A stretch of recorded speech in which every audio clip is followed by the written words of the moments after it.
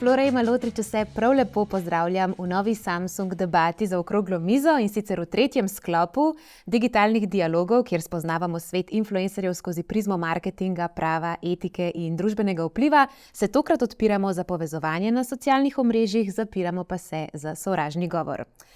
Ko je človek zelo izpostavljen, to prinese seveda številne priložnosti, nova poznanstva in lepa sodelovanja, no po drugi strani pa tudi zavist in negativne komentarje, sploh pa na socialnih omrežjih, kjer se lahko seveda vsakdo skrije pod lažnim profilom in lažno sliko. Z nami so še vedno gosti gospod Jaka Repanše, gospod Iztok Sila, Noemi Zonta in pa Vesna Ponorac. Vesna, v enem izmed tvojih člankov sem prebrala, da si imela v osnovni šoli precej izkušenj z nadlegovanjem. Kaj se ti je dogajalo in kakšne posledice so imeli na tebe vsi ti negativni komentarji? Nadlegovanje je ful močna beseda. V bistvu je šlo bolj za neko osnovnošolsko zbadanje, mogoče bullying, ker pač če si v osnovni šoli malo bolj zadržane narave, pa malo bolj zase, pa sramežljiv, pa se ne želiš izpostavljati. Pa si pač tarča ljudi, ki so totalno nasprotje in ti to pusti neke praskice, ne? Ki jih potem neseš s sabo naprej v srednjo šolo in jih neseš s sabo na faks in potem v življenju. Ampak se mi zdi, da sta dve opciji. Lahko te to pač uniči in potem najdeš rešitev v tem, da greš v nek krog ljudi, kjer se počutiš dobro, pa mogoče niso najboljša družba za tebe. Lahko pa si izbereš drugo pot in začneš delati na sebi že v bistvu v zelo mladih letih. In hočeš malo zaceliti te ranice, ne? In potem pač lahko najdeš, neko pomoč pri terapevtu, lahko najdeš pomoč pri frendih, ki jih vzpostaviš, starši komuniciraš, komunikacija je tukaj ful ključna in recimo to se je meni zgodilo v srednji šoli, v osnovni šoli, ampak sem ful vesela, da se mi je zgodilo, ker točno to mi je dalo to, da sem lahko začela delati na sebi v mladih letih in da sem danes lahko tukaj, kjer sem in da razmišljam tako, kot razmišljam in da se znam nekako postaviti v svetu in se zaščititi svoje mentalno zdravje, tako recimo. In tudi zdaj lahko v bistvu gradiš neko pozitivno skupnost na svojem omrežju. Ja, in v bistvu meni je to ful pomembno, da vem, da me spremljajo mladi, tudi mogoče zaradi serij in velikokrat želim deliti točno to, da pač jim vliješ ta nek pogum, ker še nedolgo nazaj sem bila na njihovem mestu in da si v tem obdobju prozoren, ranljiv, ne veš točno kje, kaj, kako, ampak sej pol mogoče mislim, da bomo pol odprli temo prav mentalno zdravje, pa lahko tam malo več povem. Lepo je, da v bistvu znaš eno tako težko izkušnjo nekaj lepega potem prenesti in neko pozitivo naprej deliti med mlade. Kako je bilo pa pri tebi pri odraščanju? Tudi isto. V bistvu jaz sem vedno živela v nekem svojem svetu, bila sem precej drugačna od ostalih, ker so me vedno zanimali malo drugačne stvari kot te, ko so bile trendi, takrat, ko sem bila jaz recimo v osnovni šoli. In sem tudi kar dosti težkih trenutkov takrat preživela in eno obdobje se čisto zaprla. Ampak se mi zdi, da je bila vedno rečem tako, ker sem tak večni pozitivec, da vsaka stvar je za nekaj dobra in mislim, da je prav to bilo tisto, da se nekako požvižgam na vse in sem zgradila neko klep in me res ne gane to, kar si drugi mislijo in mogoče zaradi tega tudi mi ni bilo sram nastopiti in odpreti, pokazati svoje življenje, ker sem želela pač ljudi inspirirati s tem, da se da tudi na drugačen način, da enostavno lahko pač svojo zgodbo furaš dalje in tako pač s tem. To sporočilo bi tudi jaz rada predala ostalim, tudi pač sledilcem in ostalim, ki sedijo v tej zgodbi, ker ja, enostavno se mi zdi škoda, da če ti nekaj v sebi čutiš, da bi rad pokazal, da bi rad, ne vem, inspiriral nekoga, zakaj bi to držal zaradi drugih v sebi. Pač. Zato mi je res pomembno tudi pri teh stvareh, da delim čim bolj pozitivne stvari, da ne toleriram nekih nesramnih stvari, ki se dogajajo po socialnih omrežjih, družbenih omrežjih. Predvsem na TikToku, ki zna biti kar tako precej težka stvar za mlade, ker so, ne vem, grozne stvari se gor dogajajo, no. In bi se želela včasih, da smo malo bolj prijazni drug do drugega in da spodbujamo drug druge in da jih ne zbadamo in tako, no. No, najbrž pa dobivate tudi lepe sporočila, ne samo slabe. Večino, ja, je lepo, ja. Jaz drugače ful malo uporabljam TikTok, bolj Instagram in na Instagramu še sploh nikoli nisem dobila grdega ali pa grozilnega sporočila. Mogoče sem Več je bilo mogoče na kakšnem 24 ur članku, ker pač že napišejo tak naslov, da je zanimiv za branje in potem, ne vem, mogoče 2 leti nazaj sem šla pogledat, če je bil kakšen žaljiv komentar. In takrat me je mogoče zabolel kakšna zadeva. Ampak kaj je problem družbenih omrežij? Mogoče to, da ljudje mislijo, da te poznajo in da vejo, kdo si. V resnici pa pač jaz recimo delim 20% svojega življenja in 20% svojega razmišljanja na Instagramu. In delim večinoma profesionalne vsebine, pač delo, ki ga opravljam, mogoče kakšne motivacijske zadeve, ker hočem inspirirati kakšne mlade, da mogoče grejo na kakšno avdicijo ali pa da mogoče, ne vem, če imajo slab dan, da preberejo kakšen quote, ki jim bo pa mogoče kaj pomenil. Ali pa recimo, ne vem, objavim, da grem na trening, pa mogoče rečem, s tem dam komu vedeti, ne bom zdaj ob 6 zvečer gledal televizijo, grem tudi jaz narediti. Kakšne take pozitivne zadeve hočem deliti. Nikakor pa ne delim takrat, ko sem slabe volje, pa se jokam. Takrat se niti s frendi ne dobim. Sem doma v sobi in tega ne bom delila. Delimo highlighte, tako kot si ti prej ful dobro rekla. Potem recimo ne delim vsega, kar delam v življenju. Delim ta medijsko zadevo, ki jo delam. Tako, ful enih zadev ne. In potem mene, kar je najbolj prizadelo, ne komentar slab, ampak mogoče to, da te ljudje vržejo v nek koš, ker je to ful enostavno narediti. Ona je lepa mlada punca, neumna je, cok. In si tam, influencerka. In ta slab prizvok se potem naredi. In to je mene v bistvu mogoče ful ranljiva fazi, ko še nisem zares vedela, kdo sem, ker sem pač odraščala in sem bila tam. In potem sem slišala, da je kakšno tako stvar o sebi, ki pač ni bila resnična, ampak začneš verjeti te zadeve, ker si še malo prozoren, ne razumeš teh stvari, nimaš neke jasne predstave. In v 8 letih lahko danes to mogoče tako, sem prav razmišljala, kako bi to najbolj skrajšano povedala. Ampak mogoče nasvet za mlade. Ti, ko imaš problem, je ful fajn, da ga najprej skomuniciraš z nekom. Fajn je, da se pogovarjaš. Če te nekdo užali, če se slabo počutiš zaradi določenih komentarjev oseb, ki jih prebereš, če te kdo zbada, povej to nekomu, ker ko ti poveš, ko deliš problem, ga razdeliš, se pravi, ni več samo tvoj problem. Nekdo ti bo povedal objektivno, kaj je ta problem. Ne boš več subjektivno gledal na to, boš rekel, pa da je stari, pa to pa res ni več tazga, ne. In ti bo lažje v prvi vrsti. Druga zadeva, pač to poveš seveda lahko staršem, osebam, ki jim zaupaš, mogoče terapevtu. Naslednja zadeva je pa to, da v bistvu greš delati. Pri 16 letih, jaz ne vem, ampak se mi zdi, da se je to ful spremenilo. Jaz sem začela delati pri 16 letih v lokalu in ful stvari sem se mogla naučiti in ful sranja požreti, zato da sem v bistvu šla čez faze, ki so me sesule, da sem se potem lahko malo sestavila, pa se spet malo sesuješ, pa sestaviš. Ampak življenje ti daje pač neke izzive, če si ti aktiven. In ti, ko si aktiven in ko delaš, se učiš, spoznavaš ljudi, vidiš, kako svet funkcionira in vse to te nekaj nauči in tudi zruši na določeni točki. In ko si ti na tej točki, imaš motivacijo, da začneš delati na sebi. Ko začneš delati na sebi, se naučiš ful veliko stvari in na koncu prideš do ključne zadeve in to je percepcija. In ti, ko imaš percepcijo o tem, kaj je svet in percepcijo o tem, kdo si ti, se ful lepo zaščitaš in ne more priti do tebe nek negativen komentar, ki mogoče niti ne veš, kdo si. Ko imaš pa ti percepcijo sveta, tako kot jo želiš imeti in je to neka lepa zadeva, lahko tudi ti doživljaš te lepe stvari, ki ti jih potem svet ponuja. Ta kozarec je lahko na pol prazen ali pa na pol fant. Reči skoraj prazen. Ne, mora biti zelo optimist. Ne, moraš biti zelo optimist, da rečeš, da je Še vedno je pa malo noter. Še vedno je pa malo noter, ampak ko se mi zdi, da ko sem jaz dojela to percepcijo in sem rekla, tako kot bom jaz sebi videla, tako bo mene videl svet. In tako kot bom jaz svet videla, take stvari se mi bojo dogajale. In ko priješ do tega spoznanja s fuljenimi izkušnjami, res lahko ustvariš ta nek zid, ki ti preprečuje, da bi ti kdorkoli, komentar kogarkoli, ki je XY oseba, prišel do tebe zares tako, te prizadel in užalil in nekako dobiš tako trdo kožo potem s temi izkušnjami. Tako da. Ja, ful lepo si opisala postopek odraščanja, ne. Zdaj, na začetku je res težko, ampak vsak izziv, vsaka stvar, ki jo v življenju moraš osvojiti, ti prinese neko novo samozavest. In mi je zelo tudi všeč, da si rekla, da si zelo zgodaj začela delati. To mislim, da se bomo tudi vsi strinjali, da je ena fajn stvar, ker kar mogoče učita svet influencerjem, se oni pa nič več ne delajo, pa imajo take cene, pa mislijo, da so privilegirani do vsega skupaj, ne. Ker mogoče mi smo tudi, podobno smo stare, zato se tudi tikamo, smo še iz ene generacije, kjer smo pač vsako poletje mogli delati, a ne? Večinoma. Jaz sem tudi pri 14 že začela.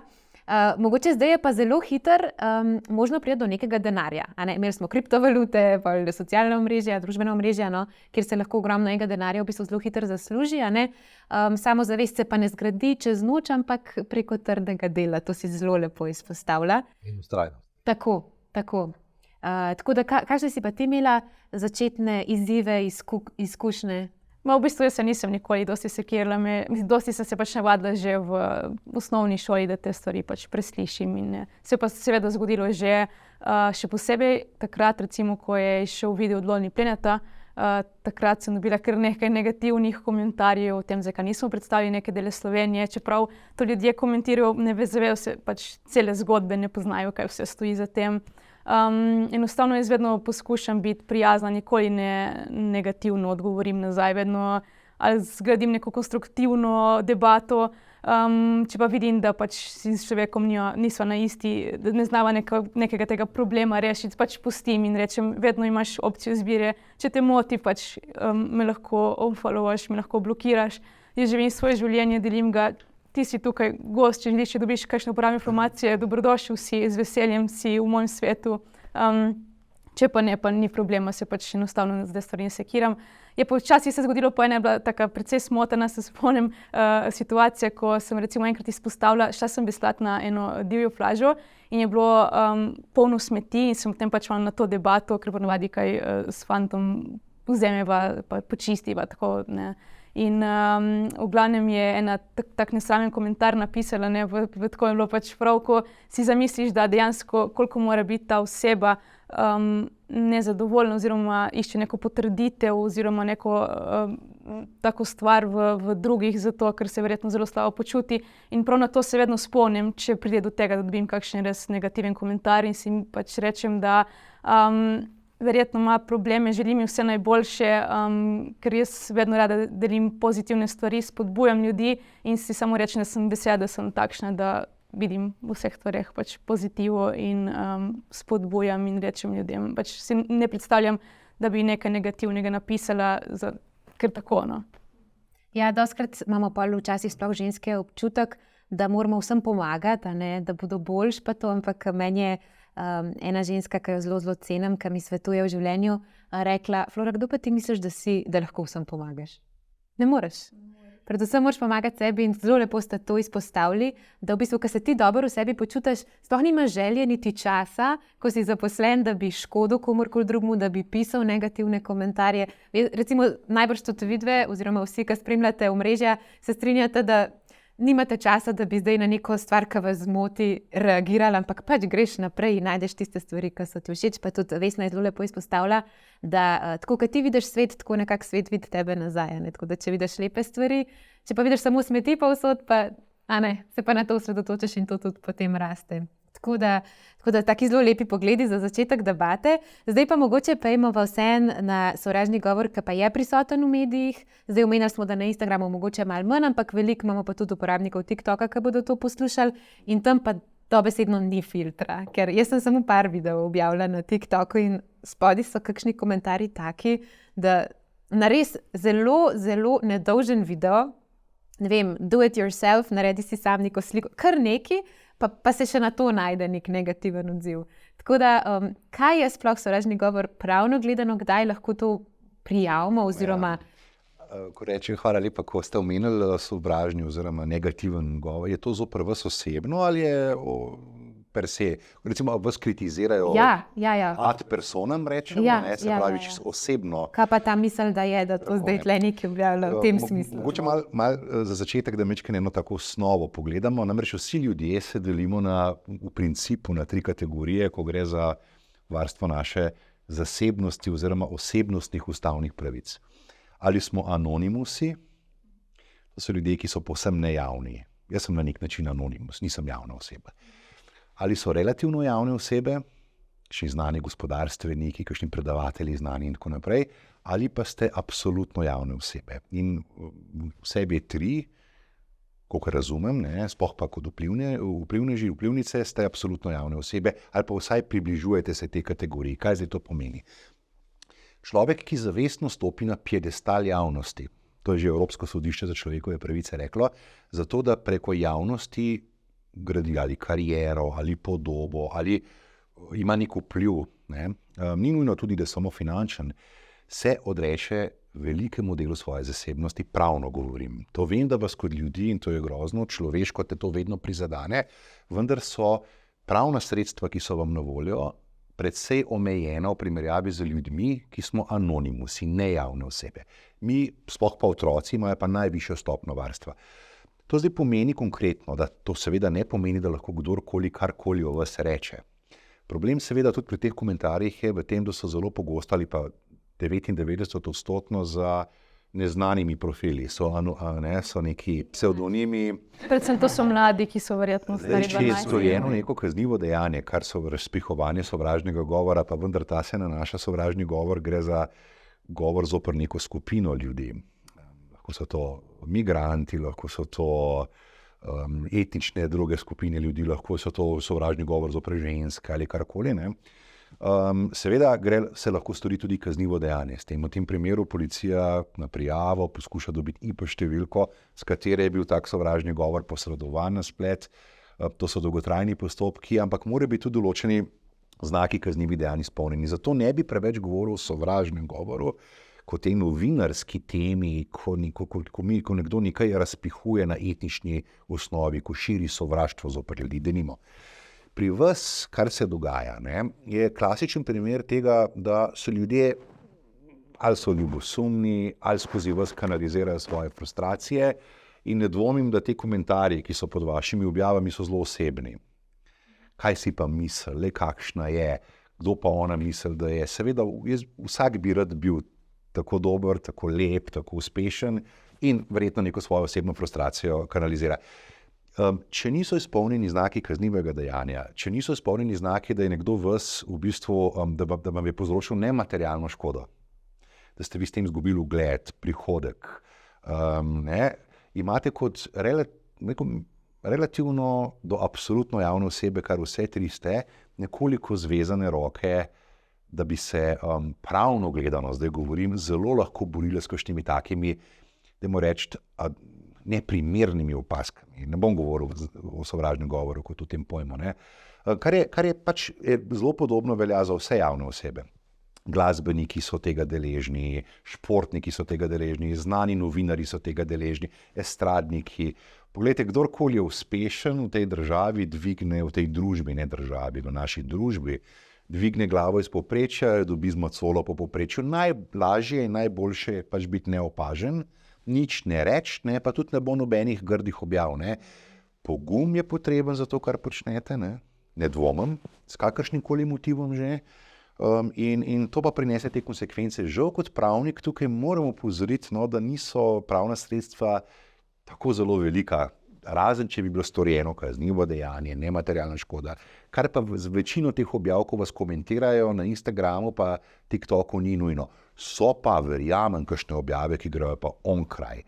In je seveda možno pravne vzvode uporabiti, ali je to zdaj, seveda se treba z odvetnikom posvetovati, ali je to policija, ali je to kaznivo dejanje, ali se gre poskušati najti identiteto tega človeka in vložiti tožbo na drugi pravni podlagi. Veliko je možnosti. No? Ampak toliko na kratko sam, da razumemo to težavo, ta catch-22, postaneš znan, slaven, si vplivan, imaš moč, za sabo pa to potegne tudi, da imaš manj osebnostnih pravic, manj zasebnosti.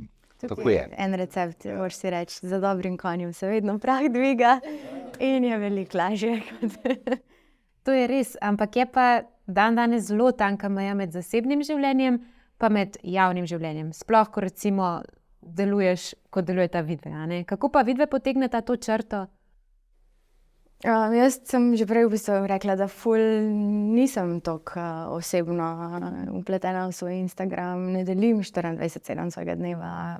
Mogoče delim 20%, pa še to so res v bistvu stvari, ki jih delam v dnevu. Mogoče radio izpostavim, serijo izpostavim, študij izpostavim, kakšna obštudijska združenja, kjer sem tako v bistvu bolj aktiven del mojega življenja.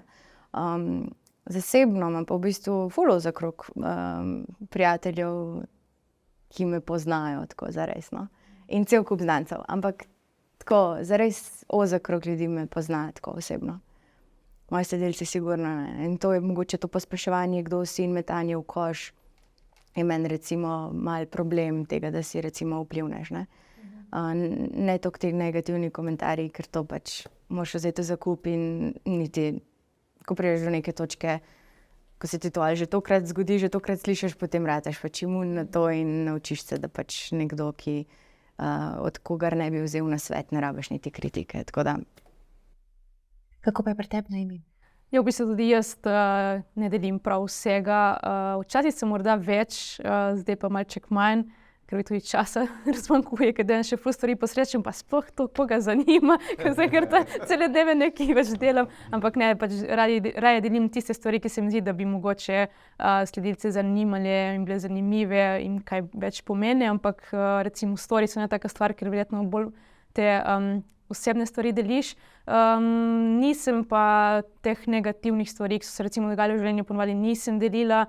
Letos mogoče sem se edino tako malo bolj odprla, poleti, ko sem šla čez eno malo tako težje obdobje spet in predvsem z razlogom, da pač želim povedati ljudem, da naj spet zdravo uporabljajo mreže, ker ne vem, tudi če vidijo, da sem letos, ne vem, prepotovala toliko in toliko s kombijem, pa bila celo zimo nekje pod palmami in to, pač to še vedno ne pomeni, da je moje življenje idealno. Moje življenje ima tudi pač slabe trenutke, zelo težke trenutke in naj se pač ljudje zavedajo tega, da kar vidijo gor, so pač res samo te highlightsi in za vsemi temi stvarmi se skrivajo. Pač vsi smo ljudje, se skrivajo naše težave, naši problemi in vsak od nas jih ima, no, tako. Ja, problem je to, ker ljudje pa ne vejo, ne? Oziroma ne razumejo tega, da je to samo ta vaš del, ne? Vi, ko ste pod palmo, oni ne razmišljajo o tem, da pač je morda se vam nekaj hudega zgodilo, ne? Ampak mater, ona je pod palmo, jaz pa nisem. Pa ne, vi ste z imenom in priimkom, oni, ki pa komentirajo, pa niso. Ne, so anonimni, ne misleni, ne, recimo jaz kot predavatelj tudi včasih, ko berem ankete študentov, ne, ker na privatnih šolah je to pomemben del ocenjevanja predavateljev, se mi ni čisto vsak komentar všeč. Ne, jih je sicer zelo malo teh negativnih, ne, ampak veste, da se me vsak sebe malo dotakne, pa poskušam, ne, recimo tiste, ko vem, aha, to pa res pač ni vredno, ne, pa kakšen pa kar malo nazaj stopaš, pa ne, tako da, veste, tudi pol, ko boste malo starejši, ne, fajn, če boste lahko to z distanco gledali. Ne? Ja, sigurno se to že zdaj gledamo, mislim, da obede z distanco. To je res na svet. Ne, take stvari ne se sekirati, še posebej, če ti nekdo, ki ga ne poznaš, pa ki tebe ne pozna, nekaj komentira, to sploh ne brati. Dokler to ostane na nivoju, v katerem se pogovarjamo. Tlej imate debelo kožo, moraš imeti in iti naprej. In cenim pogum, res vseh treh vas deklet za mizo, da ste na tem področju tako pogumne.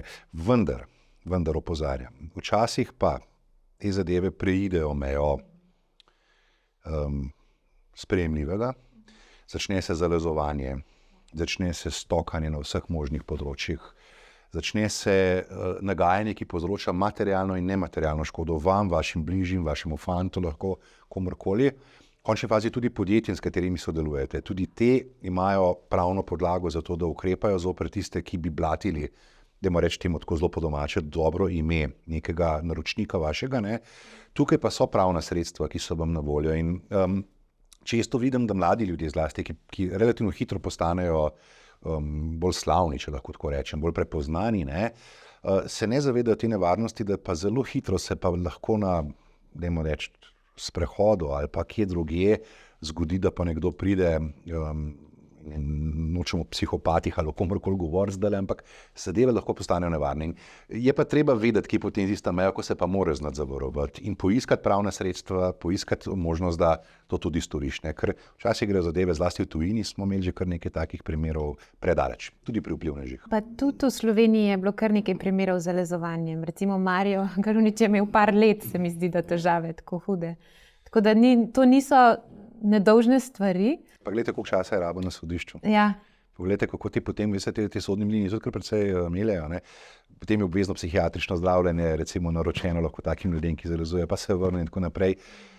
Pomembno je, da detektiramo tako nevarnost. Včasih je lahko storjena samo, temu rečemo, s tiskom, to se pravi s pisano besedo, s komentarji, ne, pa jo je treba prepoznati kot tako, ki je lahko potencialno nevarna. In tu pa ne gre se hecati, no, zato moramo na to upozoriti, ne zaradi nas, ki smo za tem omizjem, ampak kot ste rekli, gledajo nas številni ljudje, ki se spuščajo na to pot in bodo postali javne osebe na nek način, ne, in jih je treba na to opozoriti, da to pa ni hec potem, ne, in da so pravna sredstva na voljo. Ja, sploh kot smo se pogovarjali na začetku, ko smo mogoče še malo otroci, a ne, pol zrasteš, dobiš debelo kožo, pa se zdaj lahko tako pogovarjamo, pa je tudi fino, da mogoče mladi slišijo dve, ki jima je uspel, na kakšen način sta oni dve prišli do tega, ampak je pa res, da ljudje imajo od nekdaj radi reality šove, a ne, in to so zadnje čase najbolj gledane oddaje in se pač nekateri tudi tega zavedajo in delijo res vse, a ne, in pa mogoče ljudje pričakujejo že kar malo na socialnih, na družbenih omrežjih, da bodo ljudje delili vse, a ne, kot ste rekli. Zdaj smo gledali nekaj let samo highlights na Instagramu, zdaj so pa vedno več ljudi tudi odpira, ne, imam to bolezen, soočam se s tem in potem se zgradijo tudi neke skupnosti na podlagi, ne vem, ko se nekdo zdravi, pa mogoče so s podobnimi izkušnjami zraven, pa jim na tak način pomaga. Ne? Tako da mogoče je neka zdrava mera odprtosti, kot si tudi ti že omenila, je pa tudi fajn, da ljudje vidijo, da nisi samo pod palmami in surfaš in se imaš fajn, ampak da tudi tvoj način življenja, ker ti si digitalna nomadka, ti si v kombiju, voziš se po raznih državah, surfaš in tako, tudi to ne prinese samo lepih stvari, a ne? Da tudi take stvari izpostaviš, a to deliš potem tudi na svojih kanalih. Ja, kakšne te take bolj teme tudi se večkrat tudi pač izpostavim tudi, ne vem, realnosti potovanja, ne povem pač, da ni vedno lepo, je tudi grdo, tudi, ne vem, tudi delila sem neko tako čisto noro zgodbo, ki se mi odvija takrat, ko nas je pač ta peščena nevihta zasula, pa sem bila sama z avtom in sem ostala tam celo noč. Pač take stvari vse pač delim, da mogoče tudi koga osvestim v teh stvareh.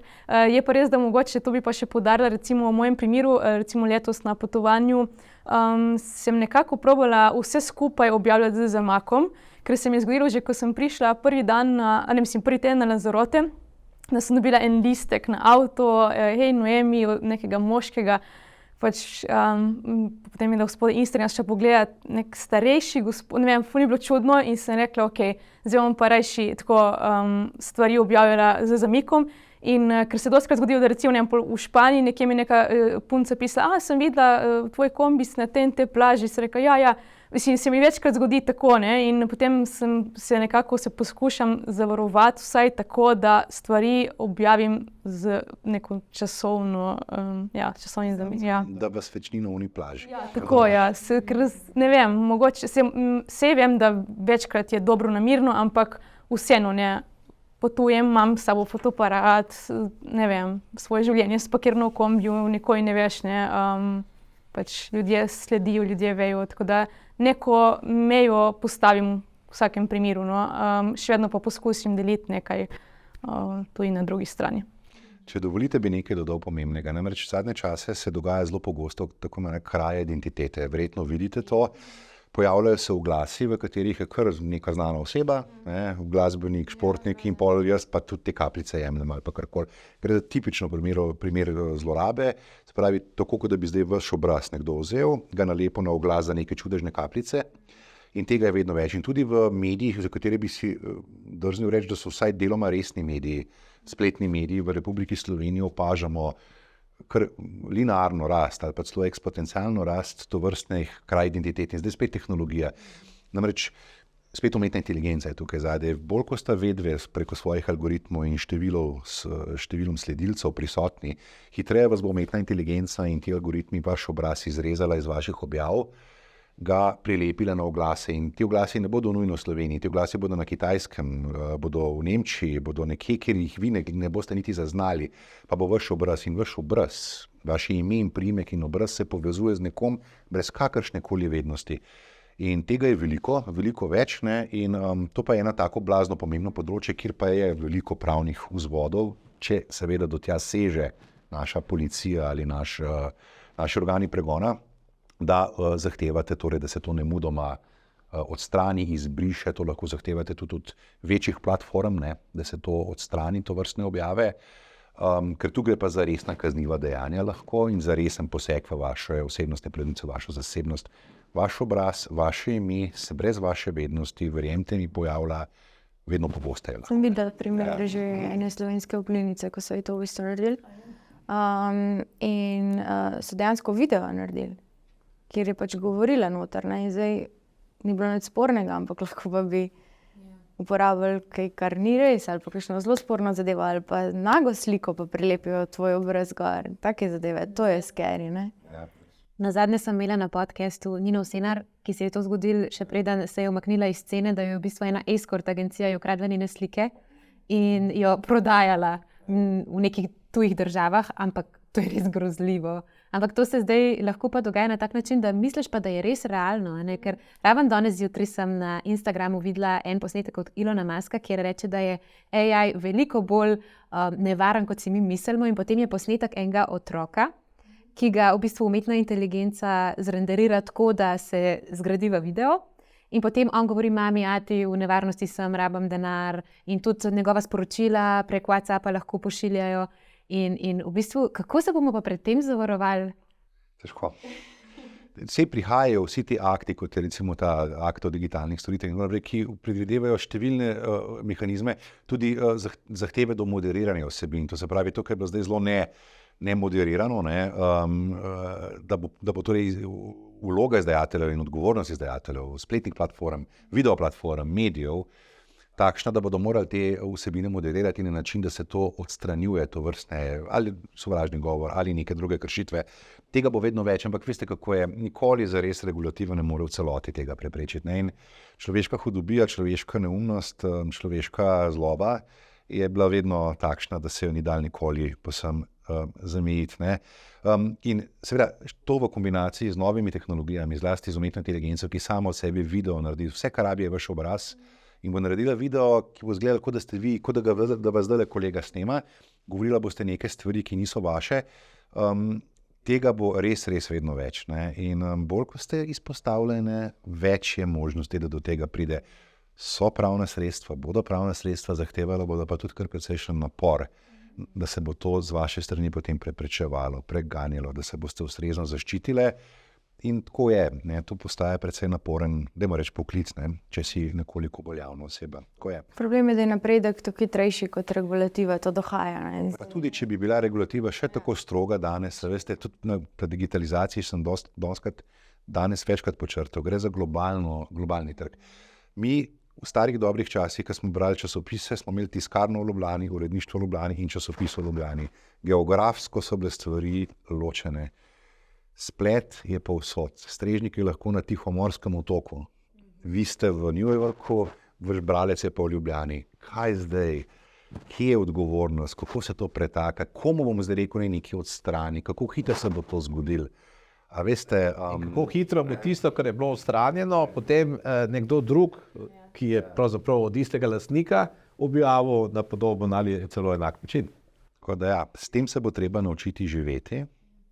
Ja, vedno bolj kompleksna regulativa bo, ampak s tem se bo treba naučiti živeti. To je davek, ki ga na nek način plačujemo ne samo za globalizacijo, ne kolegica, ampak za digitalizacijo. In zdaj pa še za umetno inteligenco, ki je po mojem osebnem mnenju bistveno večji disruptor, večja sprememba, kot je bila, zelo bi si upal trditi, internet, čisto na začetku, ko smo rekli, to pa bo zdaj vse spremenili, se je vse spremenili. Umetna inteligenca še bolj vse spremenila. Ne samo način, kako komuniciramo, ustvarjamo vsebine, ampak tudi kakšne poklice bodo imeli otroci prihodnosti. Kdo bo še ustvaril vsebine? Včeraj sem moderiral en dogodek, predvčerajšnjem v Novi Gorici, strokovni dogodek. Uvodnik tega dogodka mi je napisal, priznam, ChatGPT, sem to tudi povedal. In ga je napisal verjetno boljš, kot bi ga jaz napisal. Ne. Sem rekel, Madonna, zdaj pa fajn biti moderator. Ne. Sej, ti vprašanje ti lahko sestavlja ChatGPT pa uvodnik, ti greš lepo na kosilo, prideš tole, prebereš, ne. In je to super. Ne. Hočem reči, stvari se res dramatično spreminjajo.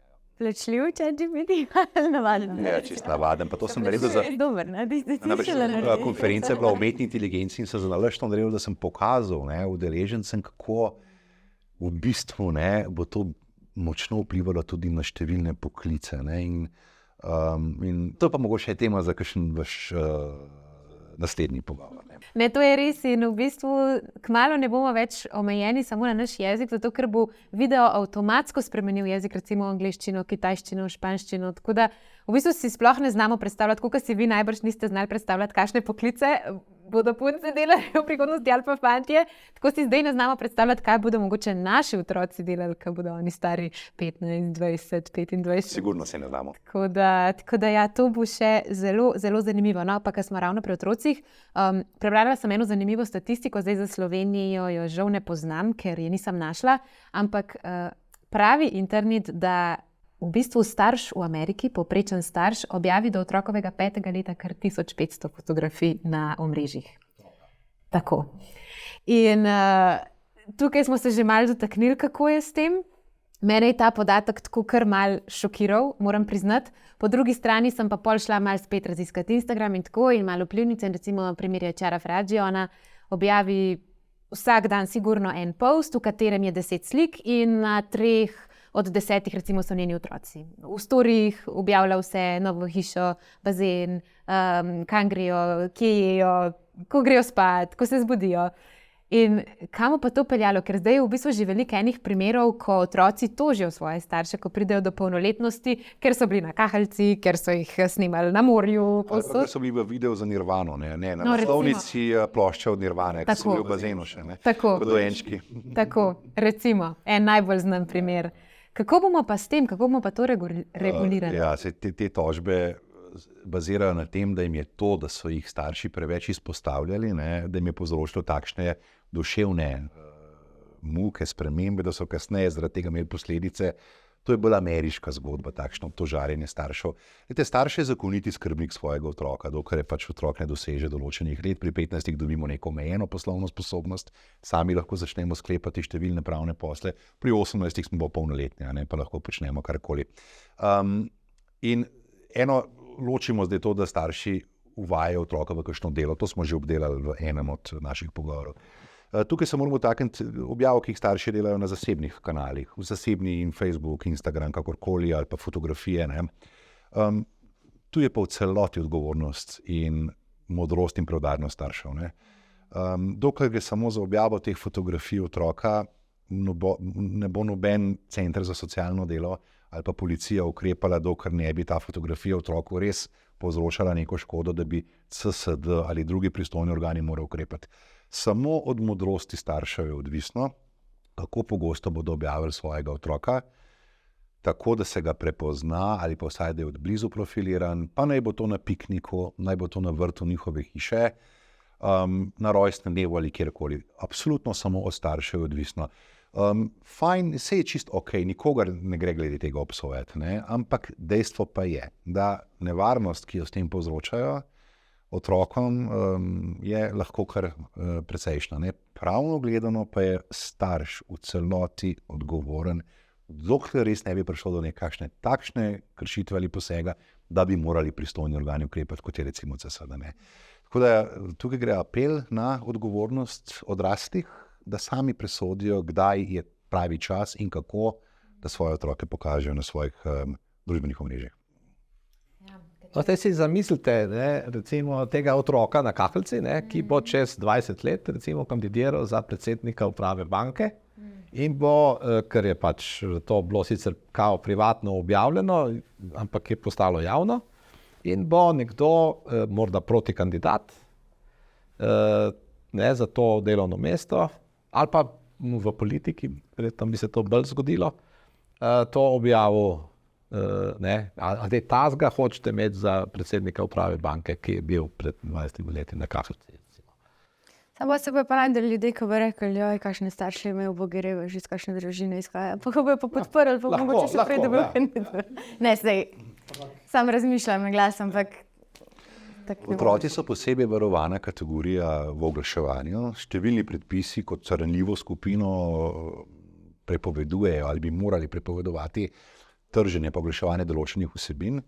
Samo omenil bi prehranske smernice kot del enega zakona o audiovizualnih medijskih, ki ni zaživel čisto v praksi, ampak bi moral prepovedati, tako je napisan, oglaševanje praktično vse hrane, ki ima preveč sladkorja, tudi sadnih jogurtov, v terminih, ki so namenjeni otrokom ali mladostnikom. Ne.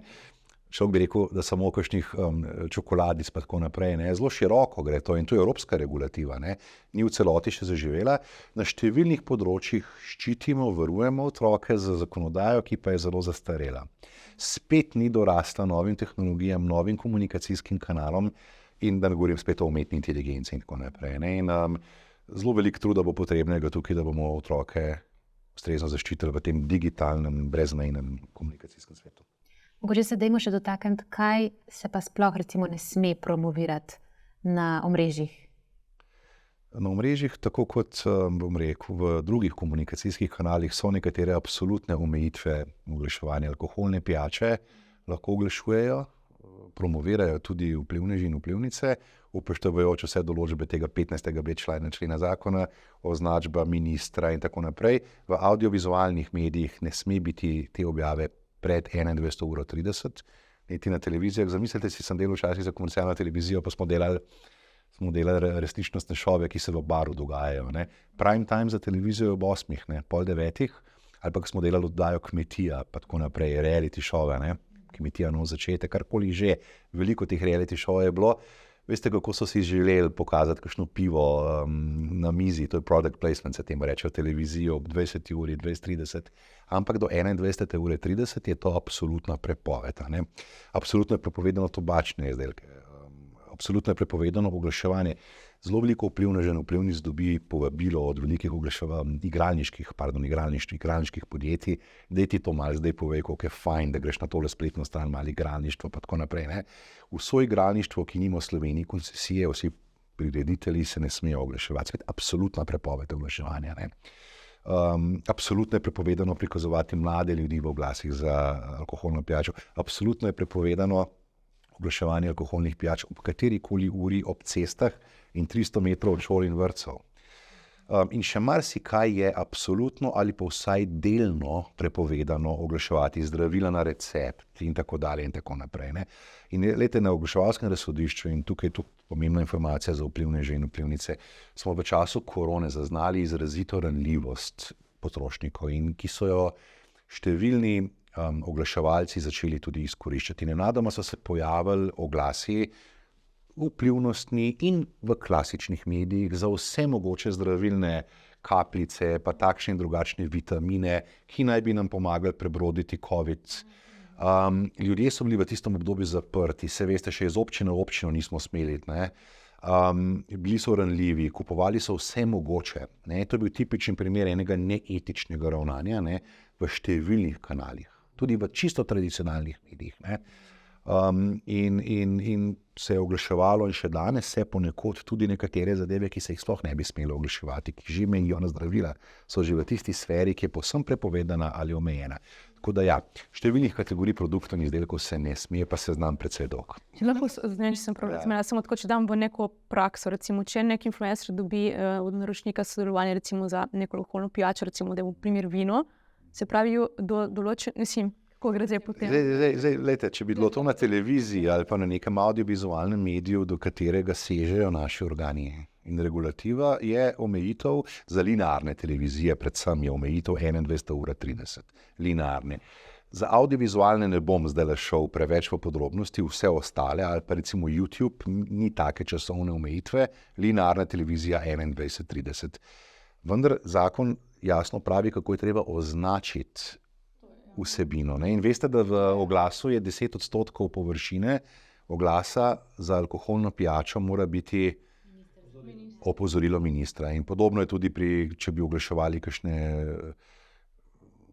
vitamine, ki so že na meji tistega, da se treba s farmacevtom posvetovati ali zdravnikom, kakorkoli že gre tisto opozorilo. Skratka, ja, pri oglaševanju kategorij storitev in izdelkov, ki so regulirani v drugih oglaševalskih kanalih, kot sem v naši prvi epizodi povedal, veljajo enake omejitve tudi za vas. Vendar najbolj regulirana v Republiki Sloveniji je linearna televizija. Linearne televizije so, vse veste, kje ne. Tiste, ki oddajajo linearni program, ne pa tiste, ki si sami zberemo na tablici, kaj bomo gledali.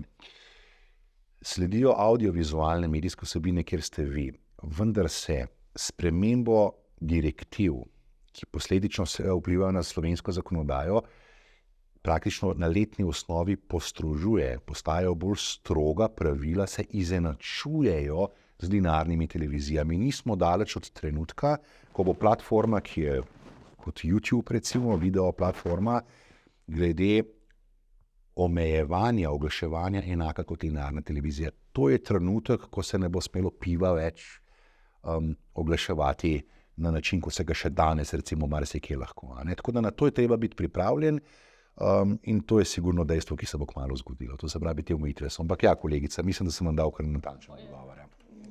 Zdaj, če na spletno stran, recimo vinske kleti, ne moreš iti naprej, če ne klikneš, da si starejši od 18 let. Ja, zdaj, to velja za nakup alkoholne pijače, spletna trgovina, tam moram izkazati starost 18 let, kajti mladoletnim ni dovoljeno prodajati alkoholno pijačo.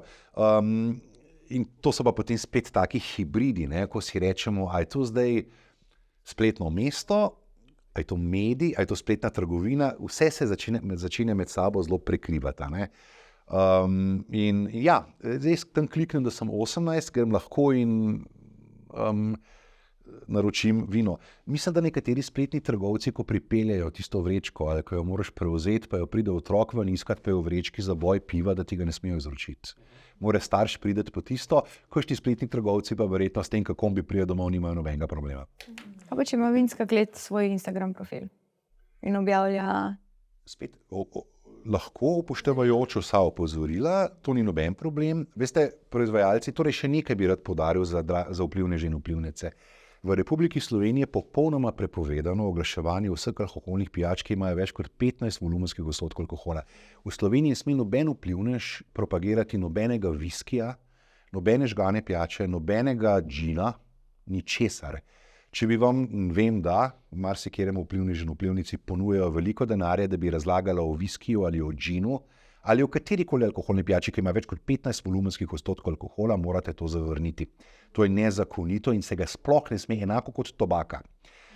In znani proizvajalci viskijev ne smejo danes nikjer ni svojih logotipov več oglaševati in se mogoče poslužujejo zaradi tega tudi nekoliko sivih, bolj dodgy kanalov komunikacije. To velja za alkoholno pijačo.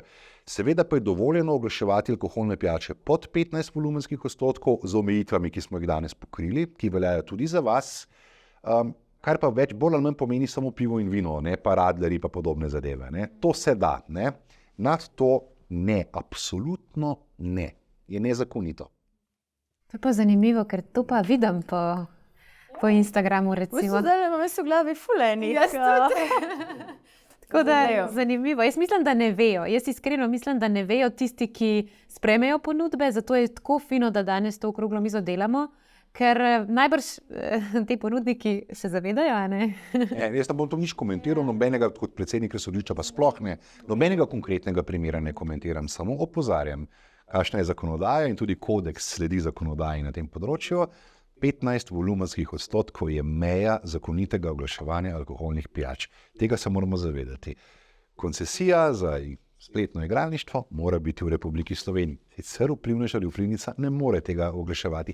Vem pa, da so skušnjave velike, saj so tudi oglaševalski budžeti veliki, ravno na tistih področjih, ki so nekoliko bolj mejni. Vendar je to tako nezakonito kot neetično in tega se moramo držati. Ja, no, da pa ne bomo tako na negativni noti zaključili. Se to ni bila negativna nota sploh. So pa seveda družbena omrežja tudi en tak zelo lep kanal, da se viralno razvijajo, razširijo tudi lepe kampanje. A imate mogoče kakšno kampanjo, ki vam je pa ostala v mislih, pri srcu v zadnjem času, ki se pa je razširila, ki je pa bila pozitivna? Pa kar nekih je bilo, pa sem pozabil, ampak dajte vedve povedati. Mogoče ravno ta na temo, odpri se za nekaj dobrega in zapri se za nekaj slabega. To je ena taka lušna kampanja, ki jo ima mogoče Samsung. Lani tudi letos je bilo Samsung, tudi se spomnim, da je bilo obrazovnih kuških, recimo, tudi smo nekaj na to temo. November sem zdaj res tudi zasledil, ne, fantje imamo, sem jaz jih nimam, no, ker mi ne pašejo čist nič. Mislim smešen, nenormalno smešen, zgledam z brki. Mogoče bi si umetne dal gor, da bi poudaril ta november, ker sploh fantje, ki smo že v določenih letih, je to še posebej občutljiva tema. Ta rak, ne, ampak to sem videl kar nekaj kampanj zdaj, ki so bile tako tudi s pomočjo vplivnežev in vplivnic, pa sem prepričan, da popolnoma brezplačno narejene, zato ker so na ta način doprinesle skozi svoje sledilce k opozarjanju na nekatere vsebine.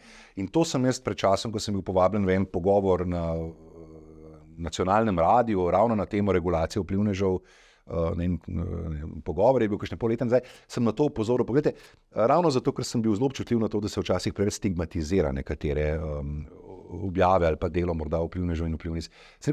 So pa to kanali, ki dosežejo lahko mlade ljudi ali pa tudi nekatere druge ciljne skupine, ki jih pa tradicionalni mediji ne morejo. In če gre za recimo prenašanje nekih pozitivnih, ne samo motivacijskih, v smislu zdravo življenje, ampak pozitivnih tem, ki so res pomembne za to, da jih otroci slišijo, pa pravzaprav dostikrat drugih kanalov niti ni. In je treba tudi skozi to optiko gledati, ne? In vplivneži in vplivnice, ki vsake toliko časa naredijo kampanjo, ki ni komercialne narave. Lahko je morda kakšen sponzor, ampak sama po sebi sporočilo ni komercialno. Ampak osvešča, kot novembra o naših brkih in potencialnem raku, so izjemno pomembne. In tukaj jaz vidim vlogo vplivnežev in vplivnic na dolgi rok, kar presega oglaševanje, gre za medij, gre za komunikacijo, gre za osveščanje, gre za izobraževanje. To so ponavadi zelo inteligentni ljudje, se moraš biti inteligenten, da se lotiš tako kompleksne zadeve, kot je videi, pa objave, pa tako naprej, in lahko veliko dobrega naredijo. S to pozitivno mislijo bi jaz mogoče z moje strani zaključil. Ja, zelo lepo, jaz se s tem strinjam.